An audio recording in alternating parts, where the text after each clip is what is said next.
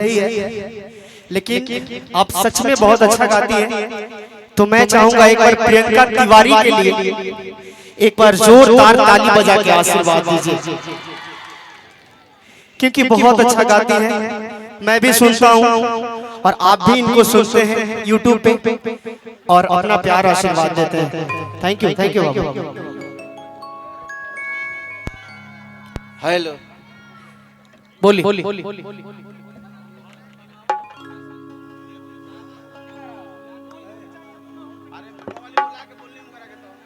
Hello hello hello तनी chorus के mic उठा दो भैया। हेलो हेलो रहे दो हेलो। और इस मंच पे एक मेरे बहुत अच्छे मित्र, अजीज मित्र कहेंगे, बहुत अच्छे नहीं कहेंगे, विक्की तिवारी जी जब बोलते हैं तो सच में कलेजा निकाल लेते हैं मेरे भाई। अब मैं भी आपका फैन हो गया हूँ, पहले तो था ही, लेकिन अब और भी ज्यादा हो गया हूँ।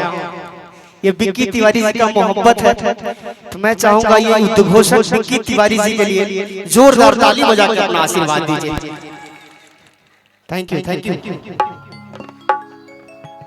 एगो नया नहर मेहरारू हो कन्या मेहरारू ना कहल जाए, कन्या कितना दिन के पुरान कोनिया बिया हो।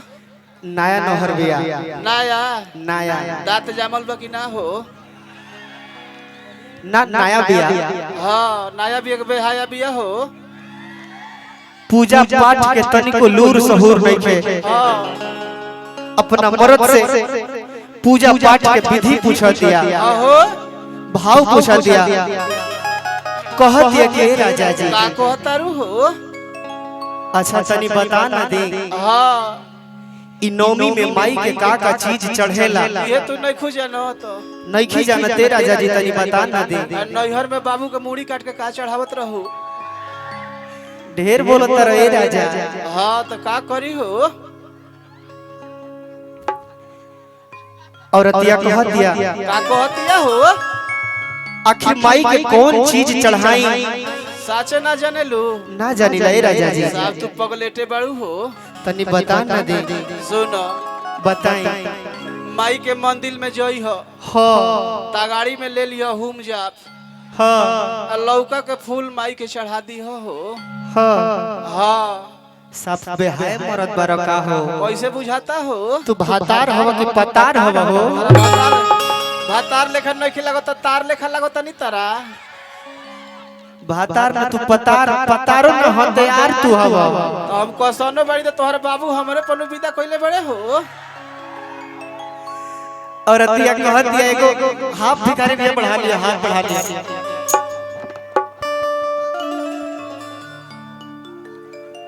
और अतिया कह दिया का कह दिया हो। तो मौगी कह दिया तो मौगी बने के पड़ी नो। हां मौगी बन जल्ले लो एगो ब्लाउज देखा। हाँ जब जैसा तब तैसा, आ ना मुझे तो मरद कैसा। पर गमछी धराइए बाबू तनी रिसु।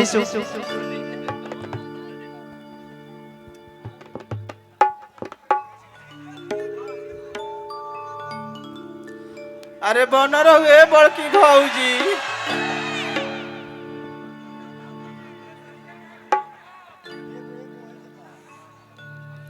तार लोग वही पर ध्यान बका। हाँ मेहरारू देखला ना लोग बेचैन हो गए। हाँ हो। और अतिया कहती है उमेश भैया का कहतिया हो।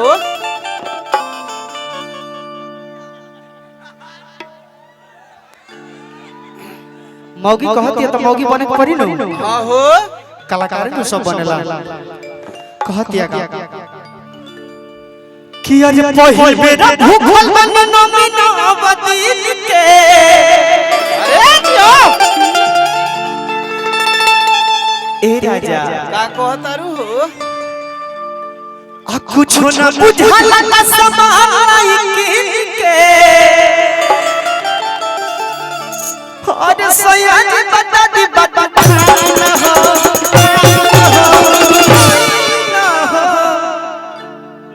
अरे भाई ना हो। तो जानता रहो मर्दा कहता का कहता हो कि अरे लाले चुनरी भावेला भवानी के ए धनिया आहो कि अरे लाले चुनरी भावेला भवानी के और मुहे चुनरी ले आई हो मालिका है न हो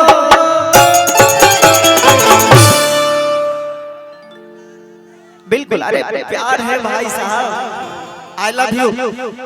जितने भी मेरे यूट्यूबर भाई, कैमरा वाले भाई इस ठंड में गोलू गोल्ड के लिए आए हैं, आप सबको दिल से प्रणाम, दिल से थैंक यू सो मच कि आप सब कोई भी प्रोग्राम हो तो, कोई भी गाना का रिव्यू हो तो, कोई भी फिल्म का रिव्यू हो तो आप सब जनता तक पहुंचाते हैं। और इस कड़ाके के ठंड में भी गोलू गोल्ड के प्रोग्राम को रिकॉर्ड करने के लिए आए हैं, तो इसलिए आपको दिल से सैल्यूट है मेरे भाई। एक बार मैं चाहूंगा कि भाई लोग के लिए एक बार जोरदार ताली बजा दीजिए आप लोग। तनी कुछ बजा दो भिखारी भैया। अरे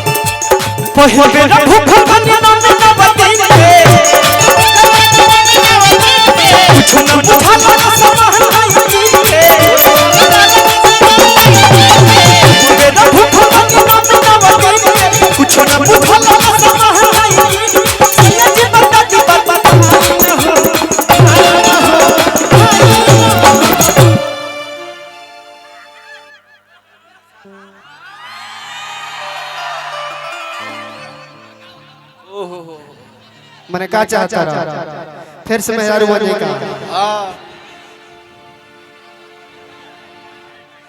मर्द के जाते ऐसा होला साफ मर्द छुछुनर बड़ा लोकारी मर्दी।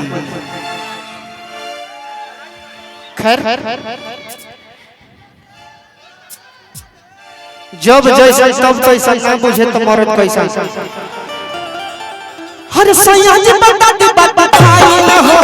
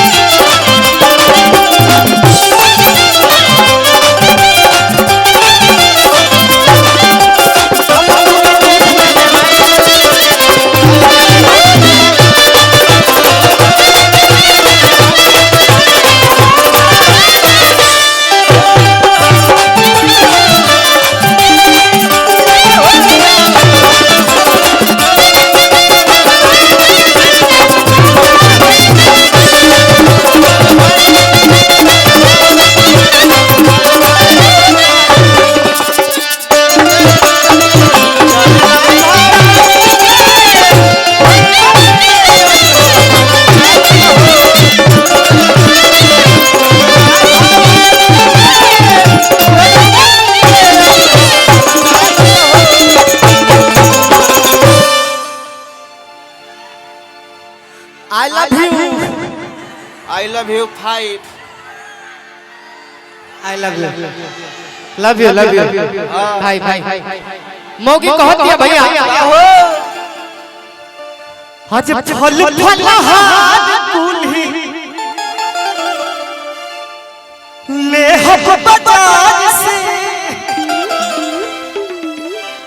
कल सा ढकन दिया जह के ले ली हो कोहार से तनी उहे भाव में आबो आहो जेम प्यास लोग आवेला कैसे हो एकरा बाद हेलो तनी एक बार लास्ट बार माई के नाम पर तनी हाथ उठा के ताली बाजे आवा हुरदे भैया कि फल फलहार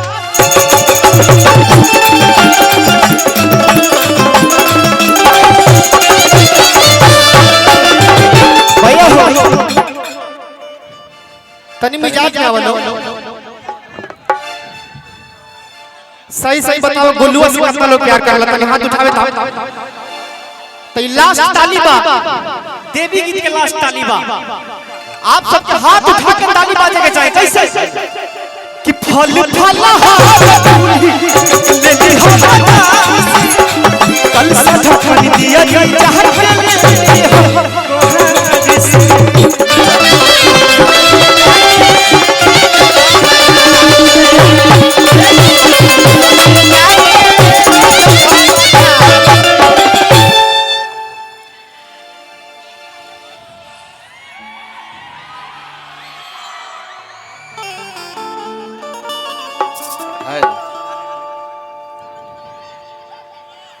I love you.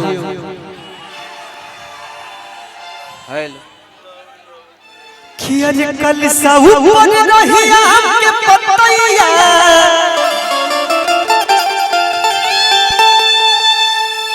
दिया के नीचे चाही रखे खाती जइया ए उमेश भैया का हो कि कवन फूल रही माई के फाइन हो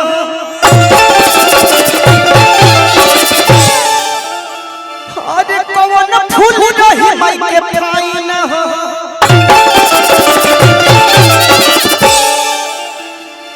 त मर्दा कहलस का हो किया जे लाले उड़ाऊ आज लाले उड़ाऊ हवेला भवानी के ओहे फुला